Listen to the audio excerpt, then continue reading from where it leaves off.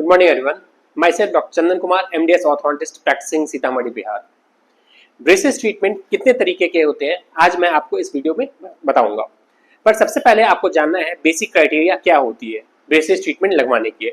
अगर आपको कभी भी ब्रेसेस ट्रीटमेंट कराना है तो सबसे पहले आपके मसूड़े की कंडीशन हेल्दी होनी चाहिए, यानी बोन्स हेल्दी होनी चाहिए, क्योंकि आपके दांत का मूवमेंट बोन्स के विदीन होने वाला है।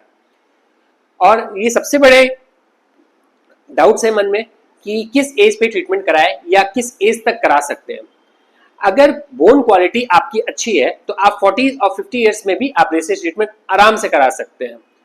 नेक्स्ट है कि ब्रेसेस ट्रीटमेंट कितने प्रकार के होते हैं।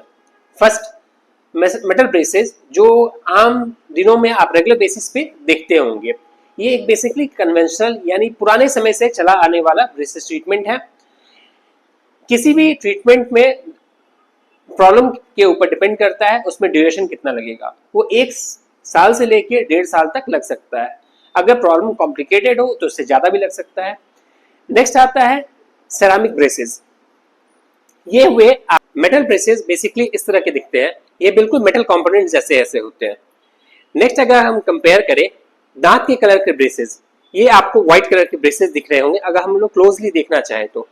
इनका एडवांटेज जो क्या होता है, ये आपको पता नहीं चलेंगे कि आपने एक ब्रेसेस ट्रीटमेंट करवा रहे हैं।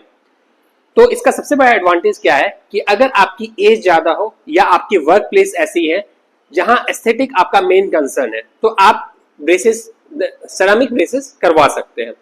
नेक्स्ट इसके बाद आता है सेल्फ लाइगेटिंग ब्रेसेस।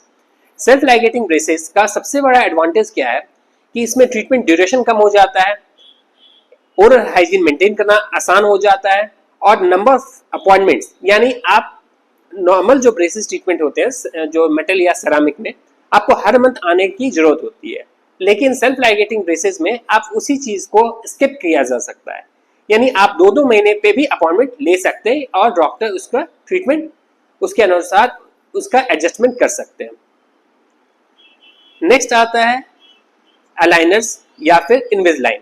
अलाइनर्स या इनविजलाइन में आपको एक ट्रेस ऐसा होता है, प्लास्टिक ट्रेस होते हैं जिसे आपको as prescribe by doctor duration यानी कितने घंटे आपको दिन भर में पहनने हैं वो आपको प्रिस्क्राइब किया जाएगा। उसके अनुसार आपको ट्रीटमेंट चलेगी। डिपेंड करता है आपकी प्रॉब्लम क्या है। जितनी कॉम्प्लेक्सिटी होगी, जितना कॉम्प्लेक्स केस होगा, नंबर ऑफ ट्रेस जो प्लास्टिक ट्रेस है वो सबसे जो ज्यादा होंगे।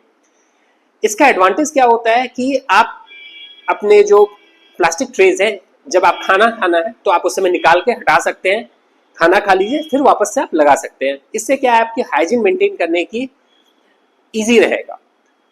लेकिन सबसे बड़ा डिसएडवांटेज इसका क्या है, सिंस ये ट्रीटमेंट आपके कंट्रोल में है तो अगर आप नंबर ऑफ आवर्स जैसा डॉक्टर ने बताया है आप नहीं इसे इस्तेमाल करेंगे तो ट्रीटमेंट ड्यूरेशन भी बढ़ जाएगा। बेसिकली क्या है कि अगर सपोज आपने 2 महीने तक बहुत अच्छी तरह ट्रीटमेंट कराया लेकिन जस्ट उसके बाद आपने अपने ट्रीटमेंट पे ध्यान नहीं दिया और आपने ट्रेस लगाना बंद कर दिया, अगर आपने कुछ दिनों के लिए ट्रेस लगाना बंद किया तो ट्रीटमेंट आपका थोड़ा सा पीछे चला जाएगा। यानी अगर आप 10 नंबर प्लेट पे आप थे तो आप बेसिकली उससे पीछे चले जाएंगे 7 नंबर 8 नंबर का ट्रे जो फिट होता है, फिर ट्रीटमेंट ऑलमोस्ट वहां से शुरू करनी पड़ेगी। तो मैं हमेशा ये बोलता हूँ कि जो नॉर्मल ब्रेसेस होते हैं उनसे उनका सबसे बड़ा एडवांटेज है कि डॉक्टर आपके ट्रीटमेंट को कंट्रोल करते हैं, जिसमें ट्रीटमेंट ड्यूरेशन यानी टोटल ट्रीटमेंट का टाइम है वो कम हो जाएगा और ट्रीटमेंट डॉक्टर के कंट्रोल में है तो ज़्यादा अच्छी तरह फिनिश किया जा सकता है। आई होप मेरा ये वीडियो आपके बहुत सारे डाउट्स को क्लियर करेगा, और अगर आपको वीडियो अच्छा लगे तो do like and subscribe us. Thank you.